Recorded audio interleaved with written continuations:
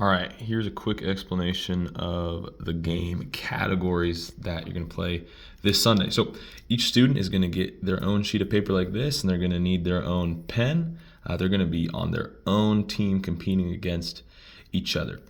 As a group, you're going to come up with a 5-letter word. Doesn't matter what word it is. It could be any word, but it's going to go right up here in these spots. So here's kind of how that looks on the actual filled out form. So if we pick the word games, you're going to have the GAMES here.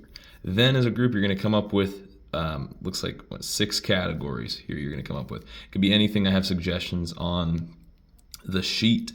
After each student has filled out their sheet like this, then it's time to actually start the game.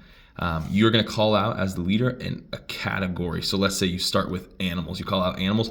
Students have 1 minute to try to come up with animals that start with the letter G, A, M, E, and S. So they're trying to come up with one thing for each box. So an example of that would look like, so for G, it's giraffe, aardvark, mule, emu, snake.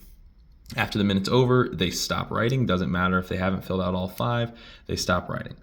And then you start and you take the answers from them. So let's say 3 people wrote giraffe. Great, those people get 1 point for giraffe. Let's say they write, I don't know, another animal that starts with G, right? But it was unique and nobody else wrote it. Let's say nobody else wrote giraffe.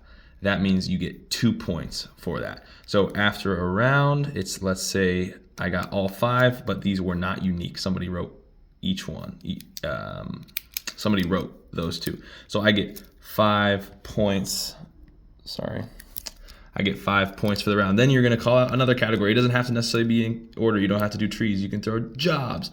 They have 1 minute to come up with jobs that start with the letter in the column. After that, after you've done all 6 categories, you see who has the most points, and that's the game.